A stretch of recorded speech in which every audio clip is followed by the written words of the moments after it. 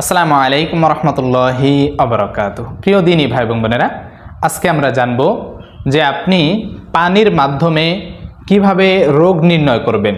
আপনার কোনো জিনের সমস্যা আছে কিনা, আপনার কোনো জাদুর সমস্যা আছে কিনা, অথবা আপনার কোনো বদনজরের সমস্যা আছে কিনা। একবারে সহজ পদ্ধতিতে শিখিয়ে দেব ইনশাআল্লাহ। যে কেউ পারবে যদি আমল ঠিক থাকে ইনশাআল্লাহ সবাই এই পানি পড়ার মাধ্যমে নিজেই রোগ নির্ণয় করতে পারবে। নিজের সন্তানাদের, স্ত্রীর, বাবা মার, পরিবারের, আত্মীয় স্বজনের, প্রতিবেশীর রোগ নির্ণয় করতে পারবে যে সে কি জাদুতে আক্রান্ত নাকি জিনে আক্রান্ত, অথবা তার কি কোনো বদনজরের সমস্যা রয়েছে কিনা। সম্পূর্ণ ভিডিওটি ধৈর্য ধরে দেখার অনুরোধ করছি এবং ভিডিওটি শেয়ার করে দিবেন যাতে করে আপনার মাধ্যমে অন্যরাও দেখে আমল করতে পারে, শিখতে পারে। প্রিয় দিনী ভাই এবং বোনেরা, প্রতিনিয়ত চেষ্টা করি আপনাদেরকে বিভিন্ন আমলের ভিডিওগুলো উপহার দেওয়ার জন্য। এজন্য যখন আপনারা শেয়ার করে দিবেন, অন্যরাও যখন আপনাদের দ্বারা উপকার পায় এবং আমাদের দিন দিন চ্যানেলটা যখন আরও বড় হবে, তখন আমাদের ভিতরে একটা আগ্রহ বাড়বে যে আমাদের দর্শকরা নিয়মিত ভিডিওগুলো দেখে এবং তারা অপেক্ষা করে কখন আমরা এই গুরুত্বপূর্ণ ভিডিওগুলো দিব। যদি আপনারা ঠিকমতো না দেখেন, শেয়ার না করেন, তাহলে সেই ক্ষেত্রে অন্যরাও জানতে পারবে না, আমাদের আগ্রহটাও সেভাবে তৈরি হবে না। আমরা চেষ্টা করি, বর্তমান সময়ে এতটাই ফেতনার যুগ যে স্বাভাবিক সামান্য একটা বিষয় নিয়ে মানুষকে জাদুটোনা করে ফেলে, মানুষকে ক্ষতি করার জন্য জিন চালান করে ফেলে। তো এই জন্য এগুলো থেকে যদি বাঁচতে হয় তাহলে আমাদের ভিডিওগুলো নিয়মিত দেখবেন, প্রত্যেকটা ভিডিও দেখবেন। প্রত্যেকটা ভিডিওতেই আপনার জন্য শিক্ষার কোনো না কোনো কিছু আপনি পেয়ে যাবেন ইনশাআল্লাহ। তো ধৈর্য ধরে সম্পূর্ণ ভিডিওটি দেখার অনুরোধ করছি। আপনি পানির মাধ্যমে কিভাবে রোগ নির্ণয় করবেন, জিন, জাদুটোনা বা বদনজরের সমস্যা আছে কিনা। সর্বপ্রথম আপনি এইভাবে দুইটা কাপ নেবেন বা গ্লাস নেবেন, যে কোনো গ্লাস বা কাপ এরকম নেবেন। নেওয়ার পরে দুইটাতেই পানি নেবেন, দুইটাতেই নর্মাল পানি নেবেন। বৃষ্টির পানি হলে ভালো হয়। আপনি দুইটাতে নর্মাল পানি নেওয়ার পরে একটা পানি রেখে দিবেন পাশে। এই যে এইভাবে একটা পানি রেখে দিছেন। এরপরে এই যে একটার ভিতরে ধরেন পানি রয়েছে। এখন এই পানিটাতে আপনি কিভাবে পড়বেন, কি পড়তে হবে আপনার।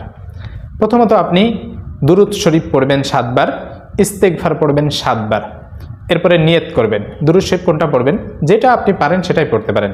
দুরূদ ইব্রাহিম পড়তে পারেন, অথবা ছোট দুরূদ যেগুলো রয়েছে, আল্লাহুম্মা সাল্লি ওয়া সাল্লিম আলা নাবিয়িনা মুহাম্মদ, এটা 7 বার পড়তে পারেন। ইস্তেগফার পুরোটাই পড়তে পারেন, অথবা সংক্ষিপ্তভাবে পড়তে পারেন, আস্তাগফিরুল্লাহ আস্তাগফিরুল্লাহ আস্তাগফিরুল্লাহ। তো ধরেন আপনি দুরূদ শরীফ পড়লেন, আল্লাহুম্মা সাল্লি ওয়া সাল্লিম আলা নাবিয়িনা মুহাম্মদ, 7 বার শেষ, 3 বার ফু দিয়ে দিবেন। এরপরে আপনি ইস্তেগফার পড়লেন, আস্তাগফিরুল্লাহ আস্তাগফিরুল্লাহ আস্তাগফিরুল্লাহ, এভাবে 7 বার পড়লেন, পানিটায় ফু দিয়ে দিলেন। এই ইস্তেগফার এবং দুরূদ শরীফ পড়ার পরে আপনি নিয়ত করবেন যে আল্লাহ, এই পানির মাধ্যমে তোমার কালামের শক্তি দ্বারা আমি এই পানির মাধ্যমে রোগ নির্ণয় করতে চাচ্ছি, তুমি আমার সামনে প্রকাশ করে দাও। এরপরে যা যা পড়তে হবে, এই যে নিয়ত করলেন, নিয়ত করা শেষ হলে আপনি পড়বেন হচ্ছে প্রথমে সূরা ফাতিহা পড়বেন 3 বার পড়ার পরে ফু দিবেন। এরপরে আয়াতুল কুরসি পড়বেন 3 বার, এরপরে আবার 3টা ফু দিয়ে দিবেন। এরপরে আয়াতুল কুরসি পড়ার পরে আপনি আমরা যেটাকে দোয়া ইউনুস বলি, লা ইলাহা ইল্লা আনতা সুবহানাকা ইন্নী কুনতু মিনাজ জালিমিন, এটা পড়বেন 7 বার। 7 বার পড়ার পরে এইভাবে ফু দিয়ে দিবেন। এরপরে শেষে আবার 11 বার দুরূদ শরীফ পড়বেন, আল্লাহুম্মা সাল্লি ওয়া সাল্লিম আলা নাবিয়িনা মুহাম্মদ, 11 বার দুরূদ শরীফ পড়ার পরে 3 বার ফু দিয়ে দিবেন। এরপরে আবার আপনি ইস্তেগফার 11 বার পড়বেন, 11 বার পড়ে 3 বার ফু দিয়ে দিবেন। এখন আপনার এই পানিটা প্রস্তুত হয়ে গেছে। এই পানিটা এখন প্রস্তুত হয়ে গেছে। এখন আপনার করণীয় হলো, যদি আপনি জিনগ্রস্ত হন বা জাদুগ্রস্ত হন, তাহলে আপনার সামনে প্রকাশ পেয়ে যাবে ইনশাআল্লাহ। এই যে একটা নর্মাল পানি আর একটা পড়া পানি, এখন আপনি আগে নর্মাল পানিটা খেয়ে নেবেন, দেখবেন যে নর্মাল কিনা। হ্যাঁ, এটা স্বাভাবিক নর্মাল থাকবে। এরপরে যেই পানিটা, এই পানিটা, পড়া পানিটা আপনি একটু খেয়ে দেখবেন। যদি আপনি জিনগ্রস্ত হন তাহলে আপনার কাছে পানিটা টক লাগবে অথবা মিষ্টি লাগবে, এরকম লাগবে। আর যদি আপনার জাদুগ্রস্ত হন তাহলে সেক্ষেত্রে আপনার তিতা লাগবে। আর যদি আপনি বদ নজরে আক্রান্ত হন তাহলে পানিটা আপনার কাছে একটু কষকষ মনে হবে।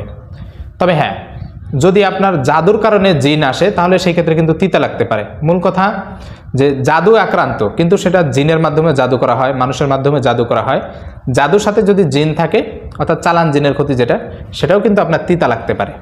তাহলে সেই ক্ষেত্রে আপনি বুঝবেন যে আপনি চালান জিনের জাদুতে আক্রান্ত।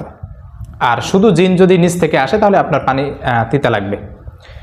তাহলে এই যে পদ্ধতিটা, এই পদ্ধতিটা আপনি অবলম্বন করে আপনি নিজের পরিবারের এবং আত্মীয় স্বজনের, বাবা মার সবার রোগ নির্ণয় করতে পারবেন ইনশাআল্লাহ। তবে হ্যাঁ, এখানে একটা শর্ত আছে। শর্তটা হচ্ছে আপনার যদি আমল ঠিক থাকে, অর্থাৎ 5 ওয়াক্ত নামাজ আপনি ঠিকমতো পড়েন, হালাল হারাম বেঁচে চলেন, হালাল গ্রহণ করেন, আপনি হালাল খানা পিনা খান, আপনি হারাম পরিত্যাগ করেন, গুনাহ আপনার নাই, নজরের সমস্যা, নজরের হেফাজত করেন, কোনো নারীর দিকে তাকান না, এই ধরনের যে গুনাহগুলো আছে, আপনি গুনাহগুলো পরিত্যাগ যদি আপনার থাকে, গুনাহমুক্ত যদি থাকেন, তাহলে আপনার দ্বারা এই পানিটা এভাবে পড়ে আপনি সহজেই রোগ নির্ণয় করতে পারবেন ইনশাআল্লাহ। আমি এভাবে রোগ নির্ণয় করি। ছোট্ট একটা মজার ঘটনা বলি। এই 2025 সালের সেপ্টেম্বরের 11 তারিখ থেকে 17 তারিখ আমার ঢাকা, গাজীপুর, নারায়ণগঞ্জ, টাঙ্গাইল আমার সফর ছিল। তো আমি এখানে যাওয়ার আগেই একজন বোন, তাকে দেখার উদ্দেশ্যে, অর্থাৎ রোগী দেখার উদ্দেশ্যে আমি সফরে গেছি। তো যাওয়ার আগে সে আমাকে বলতো, হুজুর আমাকে কিন্তু চালান জিনে আক্রান্ত করেছে, আমার জিনটা আমার শরীরে হাজির করতেই হবে, এরপর তাকে বন্দি করবেন, হত্যা করবেন, যেটা ইচ্ছা সেটা করবেন।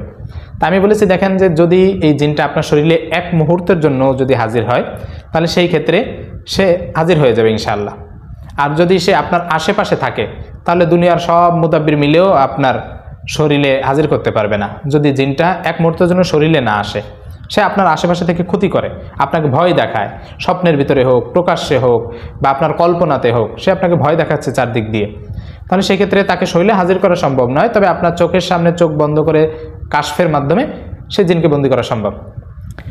তো তিনি নাসর বান্দা, তিনি বলেন যে হাজির করতেই হবে। এখন তাকে আমি কিভাবে বুঝাই? ঠিক আছে, আল্লাহ তাআলার ইচ্ছা। আমি সেই রোগী দেখতে গেছি। তো ওনাকে যখন আমি বসাইছি একটা সোফার উপরে, দুই পাশে দুইজন আরও মহিলা ছিল, তা ওনাদেরকে স্বাভাবিকভাবে বলেছি যে আপনারা দুই হাত দুইজনে দুই পাশে ধরে রাখেন। কারণ যখন আমি জিনকে আহ্বান করব, ডাকবো, হুকুম লাগাবো জিনকে আসার জন্য, এবং কোরআন তেলাওয়াত শুরু করে দিব, জিন আসার জন্য যে আয়াতগুলো পড়তে হয়, স্বাভাবিকভাবে 2, 4, 5 মিনিট 10 মিনিটের ভিতর জিন চলে আসবে।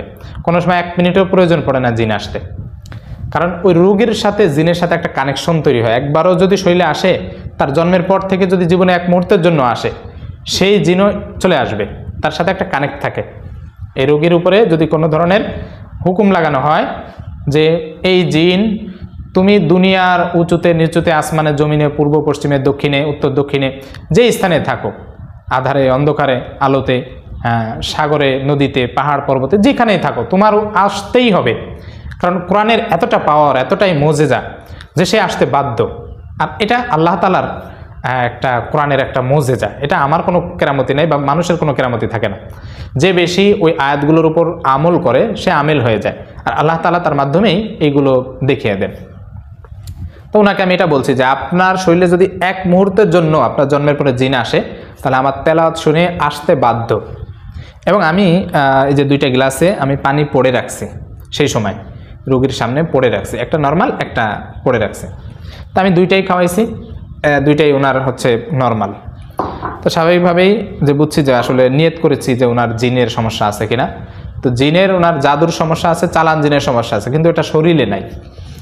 তো এরপরে আমি ওনাকে বললাম, ঠিক আছে আমি চেষ্টা করে দেখি। ওনার 2 পাশে যখন 2জন মহিলা ধরে রাখছে, তো আমি যখন তেলাওয়াত করতেছি 5 মিনিট 10 মিনিট, ওনার তো জাদুর সমস্যা আছে, জাদুর কারণে ওনার মাথার অবস্থা খুব খারাপ, প্রচণ্ড ব্যথা, শরীর ব্যথা, মাথা ব্যথা শুরু হয়ে গেছে। আর পাশে যে মহিলা ছিল, ওনার ঘাড়ে অলরেডি জিন চলে আসছে, এবং ওই জিনটা এমন ভয়ঙ্কর জিন যে মহিলা না পারে যে 3 জন, ওনার স্বামী, ওনার সন্তান, আর একজন মহিলা, 3 জন ওনাকে ধরে রাখতে পারতেছে না, এমন ভয়ঙ্কর অবস্থা। আমার রোগীকে পাশে সরিয়ে ওনাকে আমি আগে চিকিৎসা করলাম, চিকিৎসা করে এরপরে ওনাকে আমি পানি পান করাইছি। আমি বলি যে দেখেন তো, পানিটা একটু খাই দেখেন তো। তো ওনার পড়া পানিটা আমি আগে খাওয়াইছি, উনি খাইতেই পারে নাই, এমন লাগে কেন, ফেলে দিস। পরে নর্মাল পানিটা যখন দিয়েছি, তখন তিনি বলেন যে হ্যাঁ এটা ঠিক আছে। তো এরপরে আমি ওনাকে বললাম যে দেখেন, এই রুগীটা তো শরীরে তো জিন আসার কথা না, কেন আসলো? বলে যে হুজুর ইনার 2-3 মাস পর পরই এই শরীরে অটোমেটিক একটা জিন চলে আসে, ওনার আশিক জিনের সমস্যা। তা আমি বললাম যে দেখেন, আমার তেলাওয়াতের সাথে সাথে ওনাকে উদ্দেশ্য করে আমার জিনা হাজির করার কোনো কথা ছিল না, কিন্তু তেলাওয়াত শুনে হাজির হয়ে গেছে অলরেডি। কিন্তু আপনার শরীরে হাজির হইল না, আপনাকে পানি পড়া দিলাম, সেটাও নর্মাল, আর উনিও খেতে পারলো না। তাহলে এবার বোঝেন যে আসলে যে আপনার শরীরে কখনো জিন কি আসছে কিনা। আপনি যেটা বলতেছেন, আমিও যেটা নির্ণয় করছি যে আপনার জাদুর সমস্যা আছে, চালান জিনের সমস্যা আছে, তবে সেটা জিনটা দূর থেকে আপনাকে ক্ষতি করার চেষ্টা করছে। এরপরে ওনাকে আমি বোঝাতে সক্ষম হয়েছি, আলহামদুলিল্লাহ। ওনাকে 7 দিন আমি ট্রিটমেন্ট করছি, রুকিয়া করছি, উনি সুস্থ। তো এই জন্য এই চালান জিনের রুগীগুলো বা যে কোনো জাদু বা জিনের রুগীগুলোকে আপনি নির্ণয় করতে পারবেন এই পানি পড়ার মাধ্যমে। তবে শর্ত হচ্ছে এটা যে আপনার কোনো প্রকার হারাম খাবার গ্রহণ করা যাবে না, হালাল গ্রহণ করতে হবে, পাশাপাশি নজরে হেফাজত করতে হবে, গুনাহ পরিত্যাগ করতে হবে। তাহলেই কেবল এই কোরআনের শক্তি আপনার মাধ্যমে আল্লাহ তাআলা দেখিয়ে দিবেন, কাজ করবে। আপনার কোনো কেরামতি নেই, কিন্তু কোরআনের সব কিছু, সব কেরামতি কোরআনের। তো এই জন্য প্রিয় ভাই, আপনারা যখন এই আমলগুলো করবেন অবশ্যই এই চিন্তা করবেন যে আল্লাহ তাআলার সাহায্য আসবে, আল্লাহ তাআলার সাহায্যের মাধ্যমেই এটা প্রকাশ পেয়ে যাবে। এইভাবে যদি আপনার মনের চিন্তা চেতনা থাকে, আপনিও পারবেন পানি পড়ার মাধ্যমে নিজের পরিবারের আত্মীয় স্বজনের রোগ নির্ণয় করার জন্য। আল্লাহ তাআলা আমাদের সকলকে জিন, জাদুটোনা, বদনজর এগুলো থেকে হেফাজত করুন। আমিন ওয়া আখির দাওয়ানা আলহামদুলিল্লাহি রাব্বিল আলামিন। আসসালামু আলাইকুম ওয়া রাহমাতুল্লাহি ওয়া বারাকাতুহু।